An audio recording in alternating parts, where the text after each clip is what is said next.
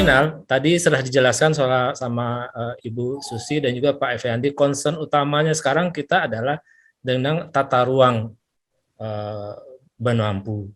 Karena dengan adanya jalan bypass nanti, jangan sampai kejadian seperti jalan yang sekarang Padang Bukit Tinggi itu, bahwa kata Pak Effendi, orang di belakang ruko itu sudah mati gitu loh.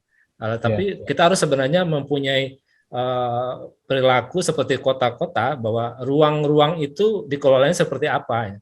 Mau tidak mau, sebagian besar tanah Banu Ampu itu akan beralih fungsi ke pusat pertokoan dan juga perumahan, karena akan tempatnya sangat dekat dengan kota Bukit Tinggi.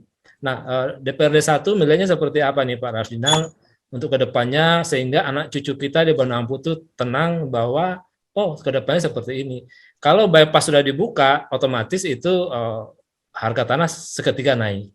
Lalu harus segera juga dibuat tata ruangnya sehingga jelas mana itu jalan umum, mana jalan nagari, sehingga itu masyarakat yang membangun juga tahu gitu. Nah, silakan Pak Rafdinal, concern yang ada ini. Ya, terima kasih Pak Irwan, Pak Dr. Effendi, kemudian Pak Am, Pak Abdi, dan yang kita banggakan Bu Susi, camat kita. Semoga sukses Bu Susi dalam memimpin Kecamatan Banu Ampu. Amin. Tadi luar biasa sekali presentasi yang disampaikan oleh Ibu Susi, Ibu Camat kita cukup lengkap, dan persoalan-persoalan juga dimunculkan di Banu Ampu, dan tentu ini menjadi bahan pemikiran kita bersama.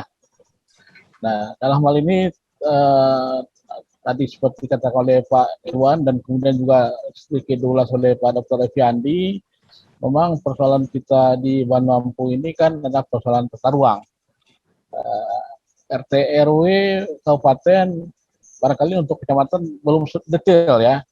Hanya gambaran-gambaran umum saja, misalnya Kecamatan Banu Ampu untuk ini, untuk pertanian, untuk wisata, jasa dan semacamnya. Kecamatan Malala untuk ini dan semacamnya.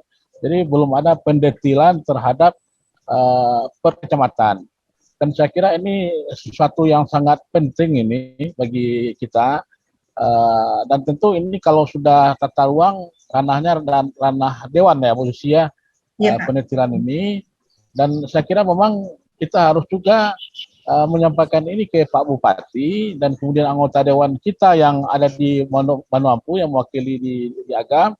Ada 2 orang kalau nggak salah, satu dari Kebun Putih ya, dan satu lagi dari Parangdua, dan ada Minantu orang Banu Ampu juga. Dan kemudian juga ada dapil dari Banu Ampu sampai Koto, Malak dan Singapura ini, agar perlu pendetilan. Karena apa? Karena memang kalau misalnya bypass kelanjutan ini sudah dibangun, itu sudah pasti akan jadi daerah pertumbuhan baru. Dan kalau tidak ada tata ruangnya, maka tentu seperti yang disampaikan oleh Pak Dr. Effendi tadi, akan mengakibat daerah belakangnya akan mati, tidak tumbuh dan berkembang. Nah, jadi Bapak dan Ibu dan seluruh yang hadir pada kesempatan ini, saya masih ingat memang ketika Pak Gubernur cukup bagus komunikasinya dengan orang Banu Ampu, dengan tokoh-tokoh Banu Ampu, apalagi dia juga berurusan dengan orang Kebun Putih ya, juga lama di Parangdua dulu. Jadi ketika berapa lama waktu setelah dilantik, kemudian ada yang menelpon ke beliau untuk persoalan kemacetan Pak Irwan ya. Maka pada waktu itu langsung dia telepon tokoh Banu Ampu yang ada di Padang, saya hari ini mau ke Pekumu, bisa nggak nanti malam kita ketemu di Parangluar katanya kan. Pada waktu akhirnya malam ketemu lah dengan tokoh-tokoh Parangluar, dan pada waktu itu memang ada 2 kesepakatan yang disepakati bersama Gubernur. Pertama, revitalisasi pasar Parangluar, dan kemudian melanjutkan agam bypass ini, mungkin bypass ini. Nah, jadi persoalan pertama itu betul kata Bu Susi, macet ini luar biasa ini kan. Kalau sudah hari libur, akhir pekan, lebaran itu sudah betul luar biasa itu. Nggak tahu kita kemana lagi. Walaupun sudah ada pengurainya ya, dari Jalan Baso itu Pak Effendi ya sampai ke Batu Plano. Itu kan sudah mengurai juga itu. Jadi orang dari Pekanbaru, jalannya juga sudah dari di AK Kabupaten sudah bagus sekarang kan. Tapi tetap Bukit Tinggi sebagai ikon wisata ini harus melewati Parangdua. kita nggak bisa bayangkan kalau seandainya pas macet begitu berat, orang perlu ke rumah sakit, ini walau alam ini, karena tidak ada jalur alternatif kan.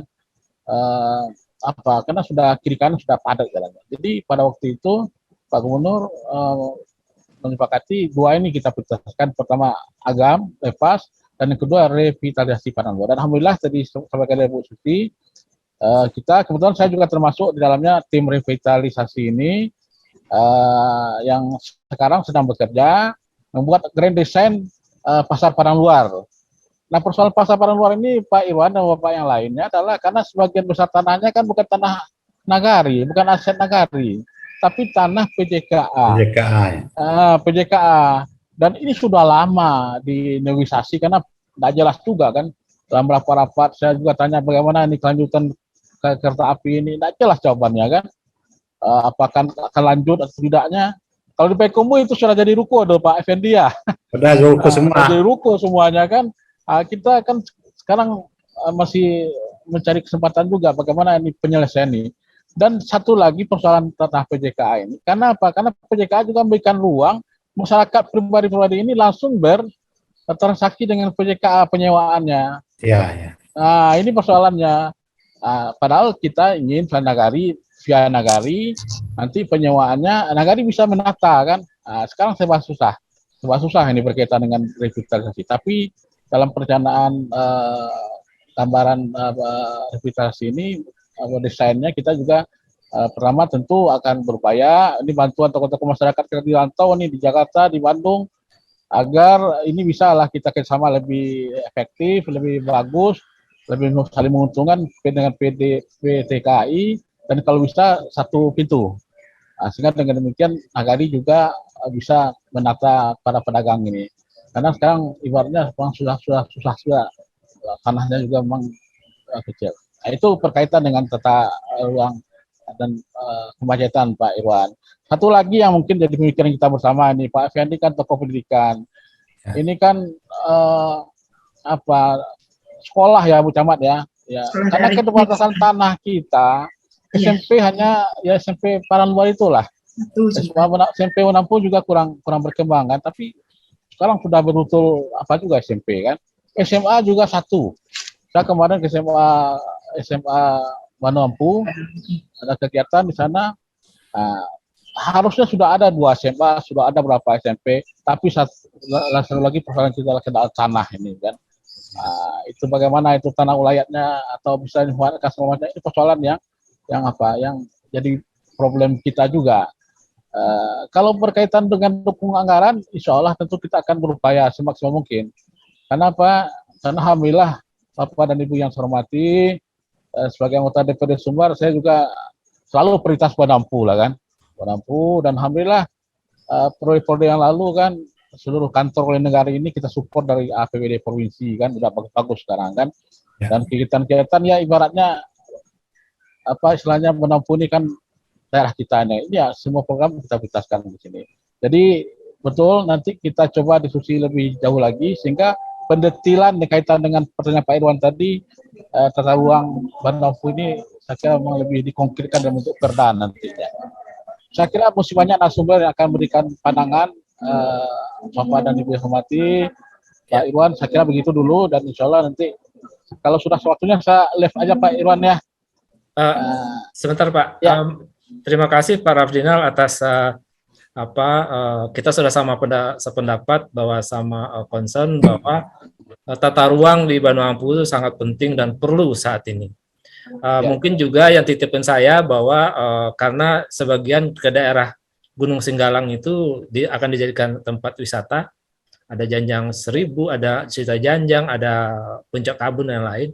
Mungkin AMDAL-nya dipikirkan juga. Jangan sampai dibuat banyak wisata situ, lalu kemudian tidak ada daerah resapan, lalu kasihan yang di hulu akan banjir, apakah itu di daerah Negari Bandung atau memang di Bukit Tinggi yang daerah rendah yang akan ketiban banjir seperti yang terjadi di Jakarta ini, karena banjir dari puncak dan lain-lain. Ini mungkin dipikirkan dengan matang, karena sekali dibuka wisata, kemudian juga siapa tahu seperti di Malaysia itu ya, di Genting Highland itu dibuka hotel di puncak, lalu dibuka, akhirnya air akan mengalir ke bawah. akhirnya dibawa Iya. gitu banyak. Nah, jadi hal-hal Ya, seperti ini tetap menjadi concern Pak Rafdina. ya betul Pak Iwan. Saya kira memang eh, kaitan dengan kata Pak Effendi tadi, jangan sampai nanti bermunculan pula ada penginapan baru, hotel baru daerah sana kan. Cukup dia hanya sebagai objek yang dikunjungi saja. Ya baik puncak Kabun, balai-balai, kemudian Surya Jandang, ya orang transit aja cara melihat pemandangan, foto-foto semacam. Dan kita harapkan juga tentu tidak ada penginapan nantinya di sana. Karena kalau sudah ada penginapan hotel dan tentu ya akan tampak juga cara masyarakat kita ya. Kemudian setelah sama-sama kita dengar apa yang menjadi concern dari Pak Rafdinal, anggota DPR 1, supportnya terhadap kita di Banampu. Kemudian kita ambil ke Pak Abdi Gustino dulu, yang sering sekali pulang ke kampung dan melihat situasi di kampung. Tadi kita sudah dengar banyak begitu bukan permasalahan, tetapi hal yang harus kita kerjakan bersama-sama untuk kemajuan kita di Banampu. Bakal ada jalan bypass, ada revitalisasi pasar Padang Luar, tetapi apakah ini fisiknya aja direvitalisasi, apa juga manajemennya kita nggak tahu. Ini yang belum jadi concern kita. Pak Abdi Gustino, mungkin ada yang mau disampaikan Pak tentang concern dari berbagai yang dijelaskan Ibu Susi tadi. Silakan Pak. Oke. Assalamualaikum warahmatullahi wabarakatuh. Waalaikumsalam warahmatullahi wabarakatuh. Yang saya hormati Ibu Susi Karmila sebagai Camat Nagari Banampu. Selamat atas pelantikan Ibu sebagai Camat pertama dari Banampu, Bu. Terima kasih banyak, Abdi. Waalaikumsalam. Yang kedua, dengan Bapak Rafdinal yang akan berangkat, akan terbang. Semoga selamat di perjalanan. Kemudian kepada tokoh masyarakat Banampu yang di kampung itu Bapak Effendi Ibrahim.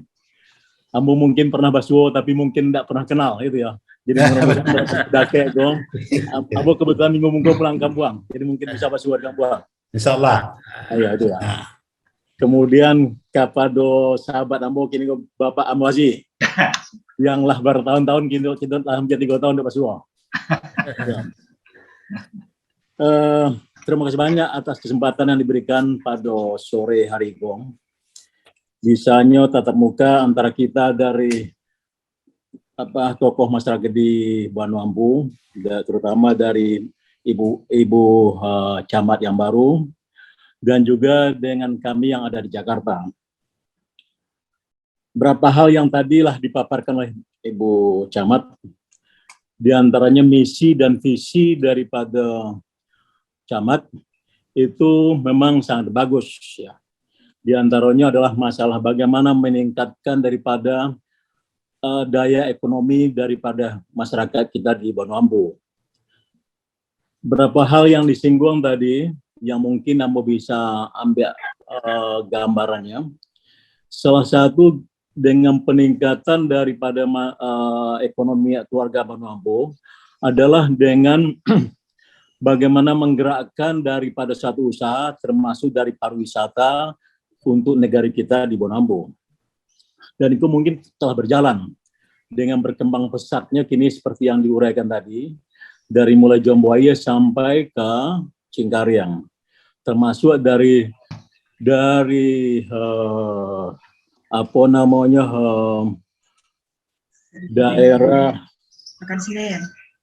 Pakan Senayan ke Parnalua. Dan sekalian juga adalah di daerah yang di masuk kota Timpangawa sampai ke Talua. Dan itu kini lah juga merambat untuk ke Kubang Putih. Lah banyaknya pedagang-pedagang yang membuka usaha. Itu mungkin salah satu hal yang positif, walaupun terjadinya corona yang hampir 2 tahun, tapi perkembangan daripada pembangunan mulai tetap ada. Ya. Tapi yang Ambo lihat tadi, Ambo nangkan tadi, adalah dampak dari seluruh dari ekonomi yang berjalan, pembangunan yang ada di Banampu, hanya terserap paling banyak 20% dari tenaga orang Banampu. Dan mereka itu pun rata-rata adalah sebagai pesuruh. Itu salah satu yang sangat memprihatinkan. Sedangkan 70% lainnya itu adalah mereka itu adalah dari investornya. Itu salah satu yang mungkin sangat perlu kita pikirkan. Kemudian apa yang boleh ya, termasuk di Kebun Putih sendiri, sangat banyaknya kinigo yang namanya berinvestasi membalik-balik tanah di tepi jalan, itu bukan daripada orang Bonampu, tapi adalah pendatang lain.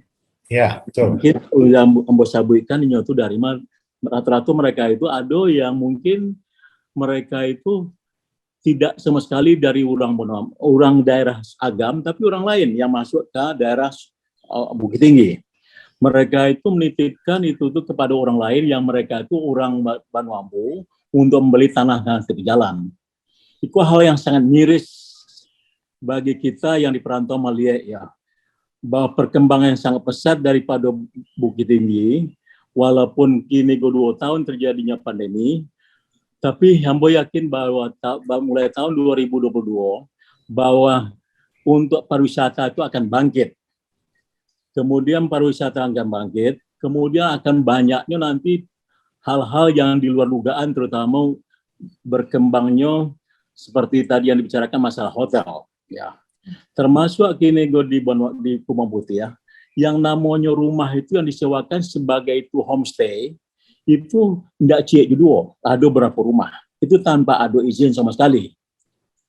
Dan hal itu akan berkembang tarik. Sehingga akhirnya apa? Yang ketiga nanti adalah cuma nama Banu, sedangkan yang tinggal di Banu itu adalah pendatang-pendatang di luar Banu. Itu yang ambos saksikan ya. Kemudian yang lain-lain adalah misalnya gini, kalau misalnya masalah daripada masyarakat, terutama mulai di Kebun Putih ya, itu tanah-tanah itu yang cukup luas, itu yang melaksanakan pekerjaan itu boleh katakan tidak lebih dari 20% itu orang dari Kebun Putih ya.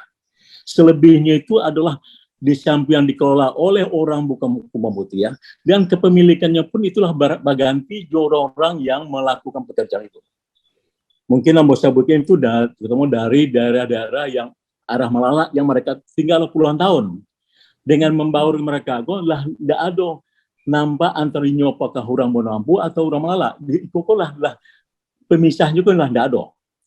Itu yang ngambil lihat bahwa tanah-tanah itu lah bisa berpindah kadang-kadang bukan kepada yang dari pemiliknya. Itu yang mungkin yang paling penting daripada kita seluruhnya, termasuk daripada Ibu Camat untuk mempertimbangkan ya. Kemudian tadi menyangkut adanya rencana pembebasan tanah dari mulai Taluk sampai ke Cengkareng, kemungkinan itu tidak akan kurang, itu nanti sekitar 3 km. Ambo perkirakan ya, dari mulai Taluk ya.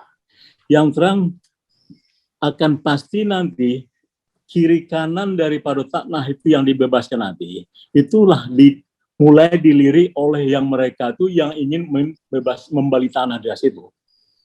Itulah bisa pastikan.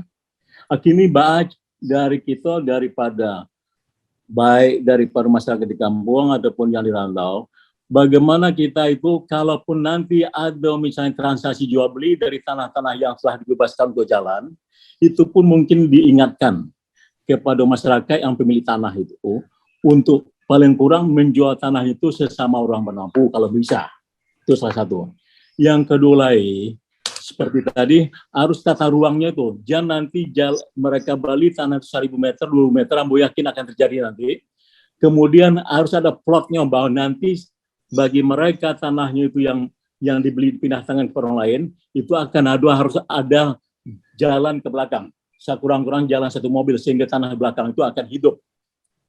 Itu salah satu yang sangat penting dilakukan nanti oleh Ibu Camat. Dan bahwa caranya itu ambo kebetulan tidak mengenai, paham dengan masalah hukum itu sangat penting untuk dipertimbangkan. Ya. Kemudian adanya hal lain, misalnya tadi kalau tidak salah disebutkan masalah untuk pasca Parangdua. Apakah mungkin nggak nanti pasal Parangdua ini dicari solusi dengan memindahkan pasar itu ke tempat yang lebih layak? Itu salah satu, sebab luas daripada pasar Parangdua itu kan sangat segede. Sehingga apapun juga itu kalaupun nanti kecuali ada terjadi pelebaran dari pasar yang ada ini, itu akan memungkinkan. Tapi apapun itu justru di daerah Panalua itu jumlah tanah yang ada jadi pasarku tidak sangat besar, sehingga daripada pedagang Padang itu ini menggunakan jalan sebagai tempat pedagang. Itu yang boleh setiap mau pulang kampung. Jadi mungkin kalau memungkinkan nanti di samping ada jalan layang, apakah tidak memungkinkan dipindahkan satu lokasi yang lebih layak, sehingga daripada pedagang itu mereka lebih bebas untuk pedagang. Nah, itulah mungkin yang Kiki Rombo sampaikan kepada bapak-bapak sekalian, termasuk kepada Ibu Camai. Dan ambo pun nanti insya Allah dalam waktu 10 hari ke Mungko, ambo akan pulang di kampung. Ambo sekalian akan sowan kepada Ibu Camat di kantor Ibu Camat, Ibu. Ya. Jadi itulah yang bisa ambo sampaikan. Untuk paling kurang secara mendadak ambo dibungli oleh apa namanya Adinda Irwan. Jadi makanya ambo apa yang bisa itu ambo sampaikan pada sore ini. Jadi apa kurang atau lebihnya masalah itu ambo minta maaf. Assalamualaikum warahmatullahi wabarakatuh. Waalaikumsalam. Ya, terima kasih Pak Abdi Gustino. Insya Allah nanti kita lanjut diskusinya.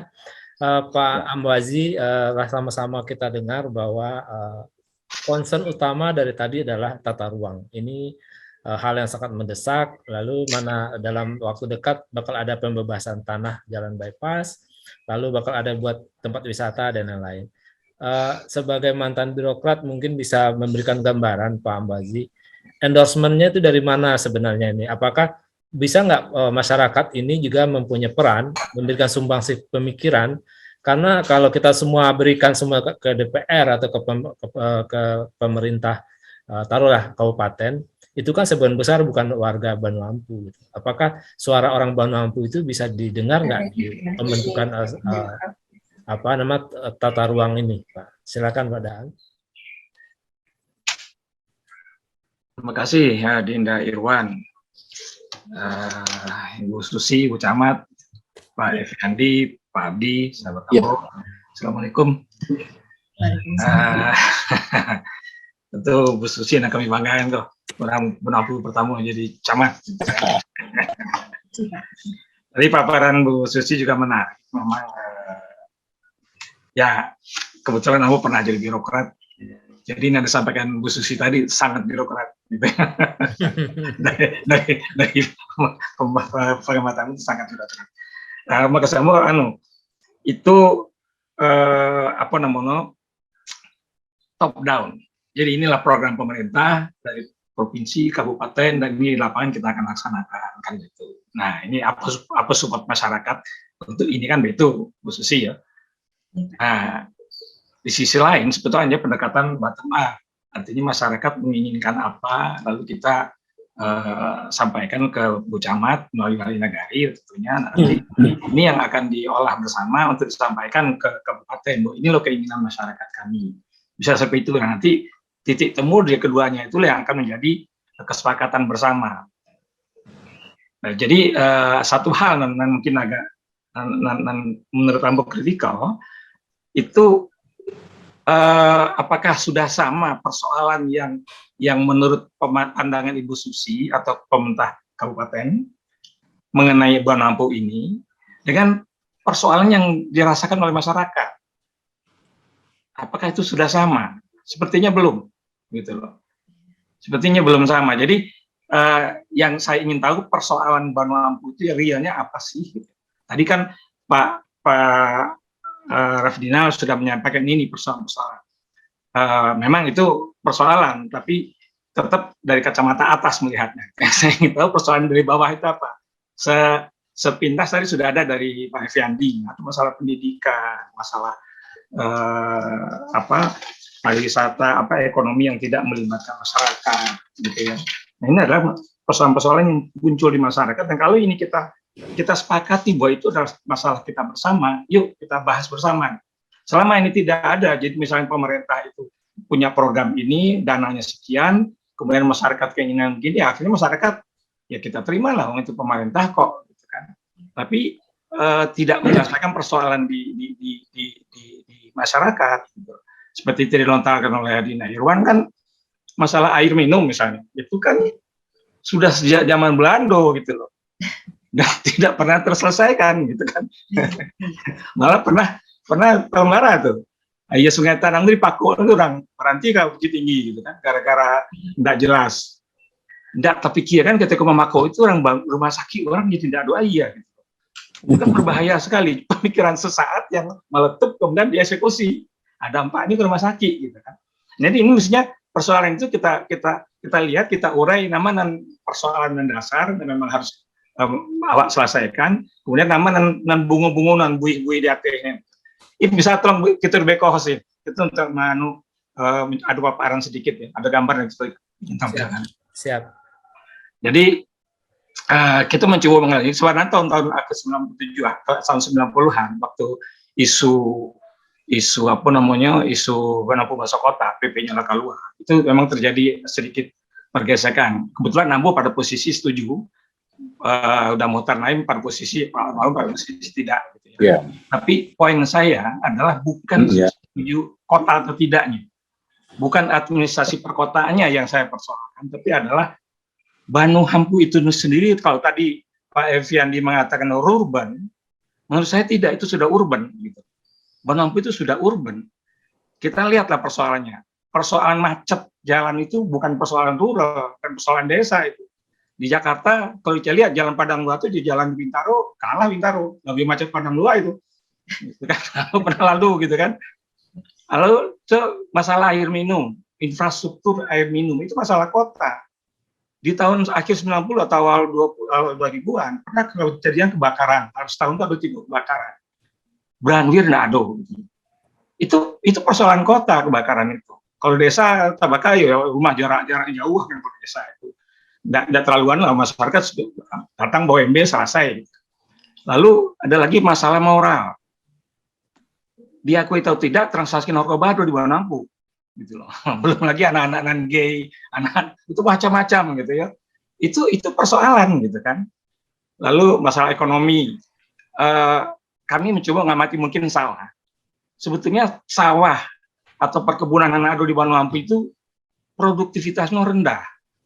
Gitu loh. Kalau aja lihat orang-orang di Lembang, di Bandung, di Semarang, di Ungaran itu luar biasa. Dengan lahan yang luas yang sama, mereka produksinya tinggi dan bisa ekspor kemana-mana. Di awak kan asal-muasal sawah kan sawah untuk dipakai untuk konsumsi apa namanya domestik, konsumsi rumah tangga. Lebih baru dijual. Tidak ditargetkan untuk diproduksi luas. Awak kalah jo, Payakumbuh memenuhi pasar di Pekanbaru itu Payakumbuh, bahkan sampai ke Singapura pembunuhan sayur-sayuran itu. Itu salah satu contoh. Nah, jadi Nampu inginkan mungkin suatu saat kalau Duda sama cobalah, Duda sama semua jualin negari misalnya, wah gali persoalan apa dan baunya. Kalau mencoba men-share seketik ya, ada kita coba apa namanya?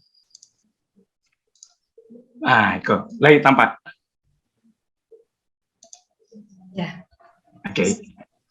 Iko mau mencoba membiarkan foto apa namanya? Foto udara satelit dari daerah Banu Hampu. Kami mulai dari Cingkariang. Iko foto tahun 2006, iko foto tahun 2021 gini. Ya cari ya Iko masih sawah dulu. Inilah ada bangunan. Cari aja di situ. Sepanjang aku masih langan. Kini lah rami di situ. Iko daerahan, iko Jambuaya kata luar, terladang lawe, taruh ke pasapakan ambe, keluar Padang Luar. Padang Luar ya. Padang Luar itu iko Cingkariang, maaf. Iko Cingkariang, jadi Cingkariang kok di hulu, jadi sebelum pasapakan Luar, jadi banyak. Kalau lihat tadinya masih sawah, iko malah dulu masih sawah, kini lah jadi bangunan sadar risiko banyak. Iko apa? Betul tadi sampaikan Pak Eviandi, awalnya jadi kota sebenarnya tidak bisa jadi iko sebenarnya perkembangan pengaruh dari Bukit Tinggi mau tidak secara ke ilmu kewilayahan itu pengaruh dari Bukit Tinggi dan awal dilalui jalan Padang Bukit Tinggi dan di situ pertumbuhan tidak bisa di Indonesia kok pertumbuhan kota itu linear.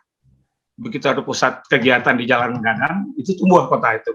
Boleh dicari mulai dari Jakarta sampai ke Surabaya sampai itu Semarang itu tumbuhnya dari jalan tadi. Semua Jawa awal di pinggir jalan di jalur jalan Gadang. Nah itulah nama adu kini. Sebab kok misalnya kok kan daerah Polsek Banampu kok kantor pos Medbulah di Lamu tahun 2006. Kini lah seperti itu. Jadi kalau celiak di sekolah adu. Nah kalau celiak ikut di daerah Cingkariang, taruh KT, kok Padang Luar. Padang Luar kalau celiak tampak di situ ya anunya, petanya. Iko Padang Luar celiak. Nah, iko di situ masih langang bangunan masih tidak serbonan kini. Iko masih tampaknya sama. Ke simpang Padang Luar. Simpang Padang Luar, kian ke Pakan Senayan, terus ke jauh, sama iko celiak. Bagaimana perkembangan pesat? Iko tahun 2006, juga 2021 dalam 15 tahun itu maju berubah. Iko tidak bisa dihindari, gitu. Tidak bisa dihindari karena ini adalah proses alamiah perkembangan rural menjadi urban. Nah, Iko masuk ke Pakan Senayan. Arah Pakan Senayan di situ ada daerah wisata sejuta janjang. Gitu. Jadi di sebelah musim, Iko masih langang di situ larang. Ya, jadi itu adalah perkembangan pemanfaatan ruang, atau istilah tata ruang, dan tumbuh, dan ini akan selalu tumbuh. Yang tadi disebut di Pak Abdi Gustino bahwa orang menjual tanah hijau terjadi. Gitu. Nah, itu di Pos Padang Luar arah ke Jambuaya. Saya lihat sepanjang jalan itu. Misalnya itu, bandingkan jadi siko. Itu masih langan, setelah padi. Itu masih banyak sawah setelah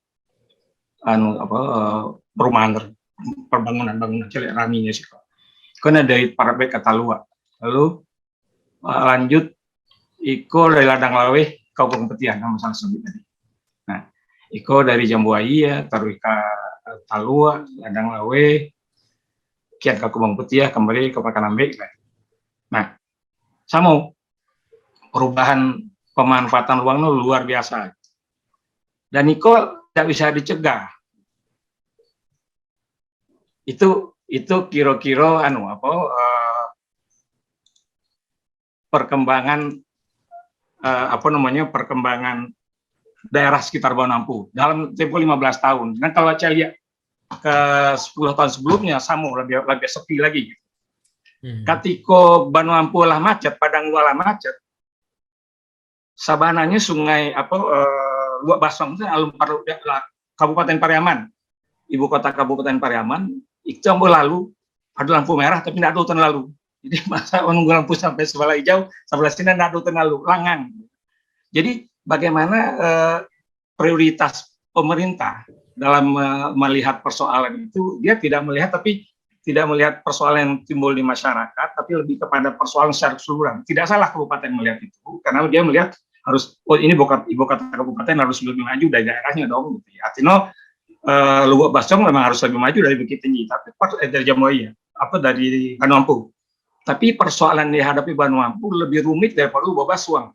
Ya, betul. Nah, jadi terlepas dari awal keliru memilih dari tata kota, soalnya soal kota desa kabupaten itu kan cuma masalah administrasi. Gitu. Awak tetap memilih kabupaten, tidak masalah. Yang jadi masalah adalah kalau awak paham bahwa persoalan awak adalah persoalan urban, persoalan kota, artinya harus Banampu itu harus dimanage secara kota, nggak bisa dimanage secara desa. Kan lawan kota desa itu sebenarnya.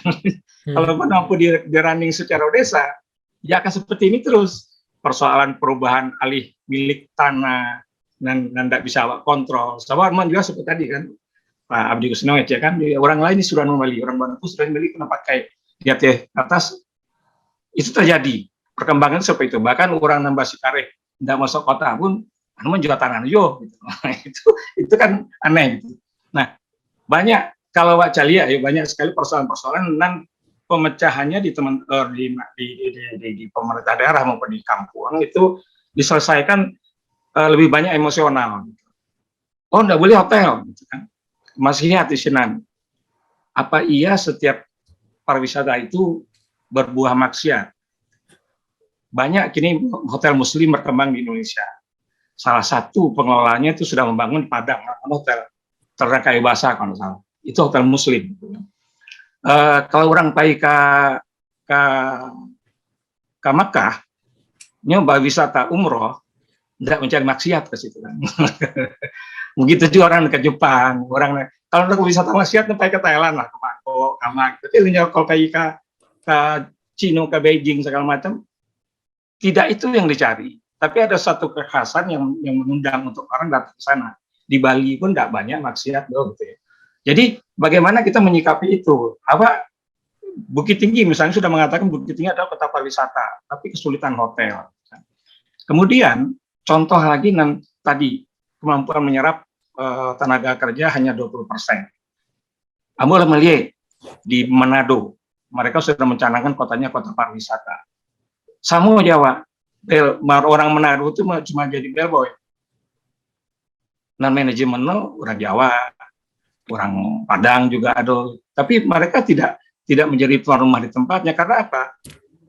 Keinginan itu tidak diikuti dengan perkembangan pendidikan. Kalau kita sudah memutuskan bahwa Banu-Ampu itu nanti dari tujuan wisata, kita mau mempekerjakan adik-adik kita di sektor pariwisata, ya dibekali dengan pengetahuan itu, dengan keterampilan itu, gitu ya. Nggak bisa dengan modal SMA, SMP, dan kemudian dia terjun ke pariwisata. Kalau ke hotel, ya mereka jadi bellboy. Kalau pasokan, tapi kan nanti tidak terjadi ketidakseimbangan, gitu. Menempatkan orang yang tidak mampu di situ, gitu. Tuntutan ke depan ini kan profesionalisme sangat dikedepankan. Kalau awak mengharap adik-adik awak itu bekerja di situ, ya siapkan mereka dengan pengetahuan itu, keterampilan itu. Gitu. Nah ini yang Ambo bayangkan kalau memang kita sepakat berbagai isu yang tadi diangkat oleh Bu Susi itu, coba cari bersama kawan-kawan di kampung apa sama persoalan Anda. Jadi gimana persoalannya kalau? Jadi kalau memang disupport menjadi daerah tujuan wisata, oke, awak sediakan apa? Jangan pula infrastruktur itu menjadi beban awak masyarakat. Infrastruktur itu tugas pemerintah. Seperti tadi Dinda Irwan mengatakan PAM itu kewajiban pemerintah menyiapkan. Nah, apakah kebutuhan itu sudah sampai kepada kabupaten bahwa Banu-Ampu membutuhkan air? Itu yang kita tanya. Jadi kalau memang air PDAM itu tidak ada di kampung, tadi sebut ada PAMSIMAS dari Pak Rafnya, betul. PAMSIMAS itu pemerintah pusat memberikan bantuan air minum berbasis masyarakat. Jadi masyarakat mencarikan sumbernya. Baca lihat di Sungai Tanang, apakah masih ada kapasitas tersisa dari Sungai Tanang? Kembali ke tata ruang. Tata ruang itu sebetulnya adalah kalau di level kabupaten di Indonesia ini belum punya rencana detail. RT RW ini tidak ada rencana detail. Kalau RT RW kabupaten itu tadi sudah disebut final Banu-Ampu untuk pertanian, untuk eko. Banu-Ampu sepakat nggak kalau wilayah Banu-Ampu dikatakan pertanian? Sementara yang terjadi di Banu-Ampu itu urban. Talua itu lebih orang Talua ya. Tapi saya lihat Talua itu di jalannya itu lah pade, ada sawah di situ. Sepanjang cepat Talua ke Bukit Tinggi atau belok masuk karena jalan belok Simpang bypass dan sebagainya. Nah lalu kalau juga jalan bypass, tapi yang penting kalau nanti jalan bypass itu jadi dan usulan Pak Abdi Gustimu tadi batu harus ada akses dan sebagainya. Tapi dengan catatan balik tadi ke tata ruang. Tata ruang itu menyepakati apakah memang saya kalau ikuti tata ruangan dari Agam, Banu-Ampu itu adalah daerah pertanian. Kalau sepakat, nanti tidak bisa Banu-Ampu itu dibangun banyak.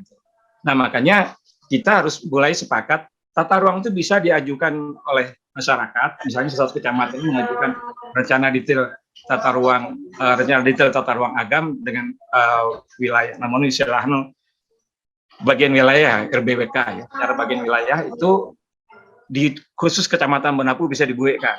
Nah nanti rasamu masyarakat menyusun, sepakat nggak itu? Mengenai tanah-tanah yang kita jual, Pak Effendi, ada concern yang mungkin bisa dijelaskan secara singkat Pak, bahwa target pemerintah pada 2024 itu seluruh tanah di Indonesia itu harus bersertifikat.